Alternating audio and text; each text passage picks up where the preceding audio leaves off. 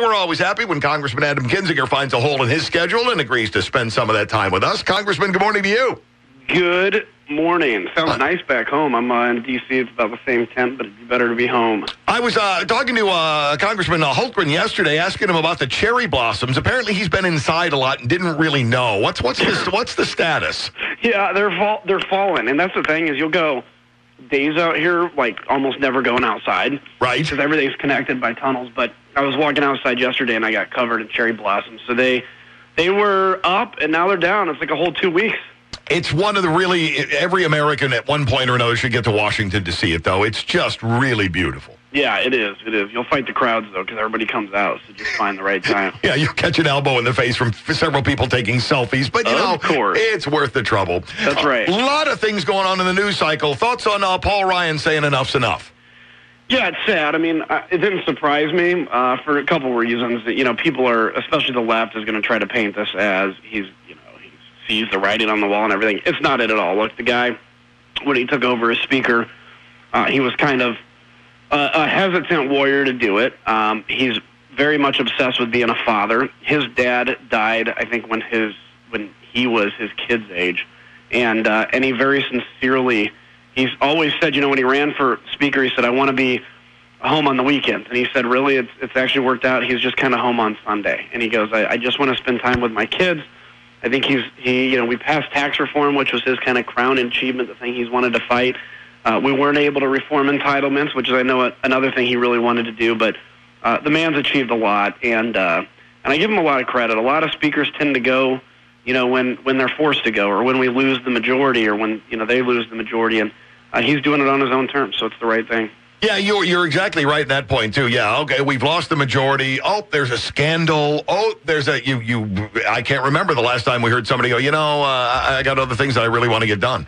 Yeah, and that's, it's a good example. I mean, keep in mind, he's been in Congress for 20 years, even though he's only 48 years old, and he's got a lot of future ahead of him. But I just think, like I said, it was not fun to hear him say it yesterday, but I was in no way surprised. I think we all kind of saw it coming. The difficulty is now, I mean, he's going to have a seat that'll be difficult to hold.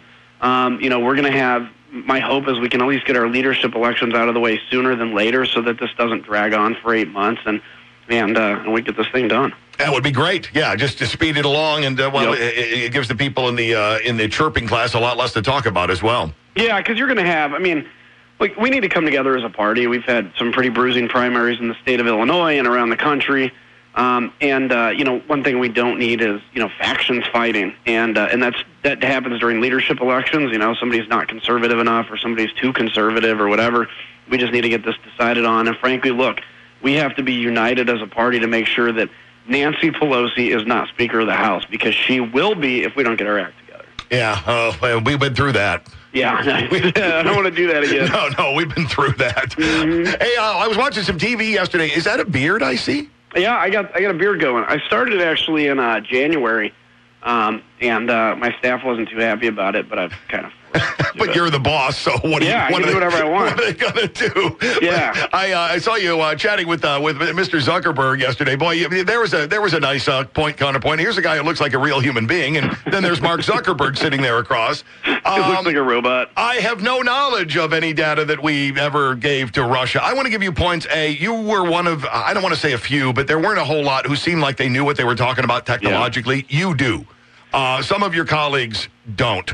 And it makes me wonder, the same people who want to legislate what's going on with Facebook also want to take a look at guns and know little or nothing about both.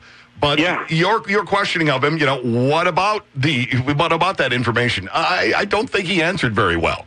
No, and and it was interesting to the Democratic side, and it's weird because tech has always been they always give money to Democrats, right? For whatever, I don't know. Silicon Valley in particular. Yeah, I guess they're hip and cool and, liberal and all that stuff. But the opening, so Pallone, who's the ranking member of Energy and Commerce, he opened it up with basically, "I dislike corporate America." That was his opening line. I'm like, wow, well, that's, shots fired. Okay, right. Corporate America, employs a lot of people, but Facebook has a lot of answers they need to give. And I thought Zuckerberg handled himself well. I know he prepped a lot. I thought a lot of my colleagues didn't know what they were asking, like you mentioned, or they were just asking kind of hot button issues to get their YouTube moment. Right. But the point I tried to make is, do you share information with the Russian FSB, which is the new KGB? Do you share information with intelligence? Where is your information stored? Is it all here in the United States? And if so, why do the Russians have access to it? I didn't get all the answers I wanted. There were some interesting responses he gave, which is in essence implying that they may share information with Russian intelligence, which is frightening. And then the other thing I brought up, is the issue of catfishing, which, I have people that it's one person, I guess, in specific that for 8 years has stolen my pictures and created fake Facebook profiles and swindled money from people. And nice. I actually had found one that morning and brought it up. So, there's a lot of interesting questions. Yeah, there are. And, that testimony could have gone on for, 2 or 3 more weeks, and we could still be asking questions of it.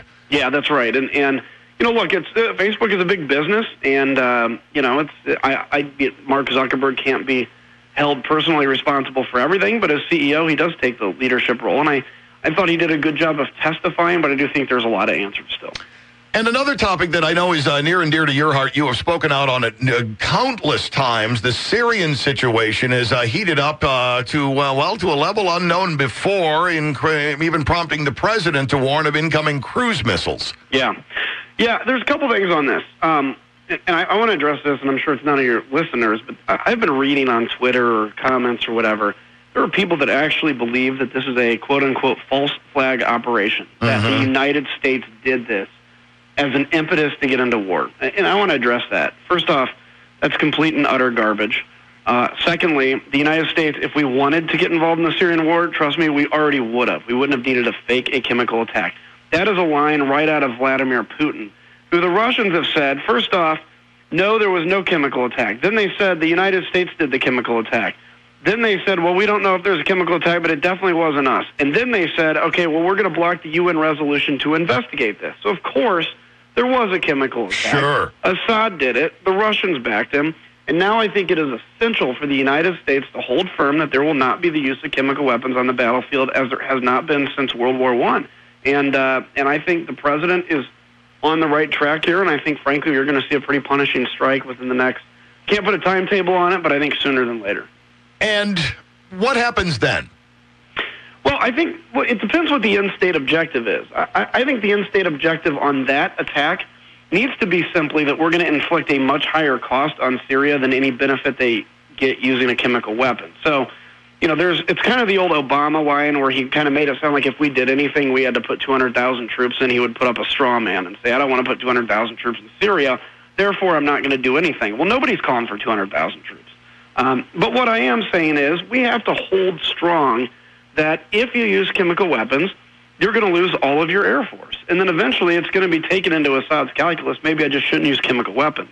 And because this is a standard, are we going to be this is what you have to ask yourself, are we going to be a country that is just a collection of people that do our best to have economic growth and that's it? Or are we going to be a country that does that, but also stands for something around the world? And if we're going to stand for anything, if we're going to make this life and this, experiment of a nation worth anything, we have to, it's very basic. Let's just stand to say, at least, that using chemical weapons to choke innocent people to death is wrong.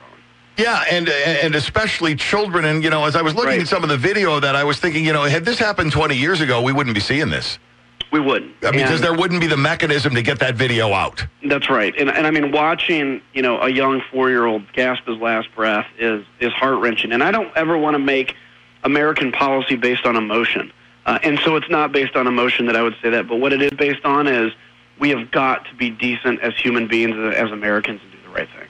Congressman, as always, I know you got a busy schedule. I appreciate you carving out some time for us. No, it was great.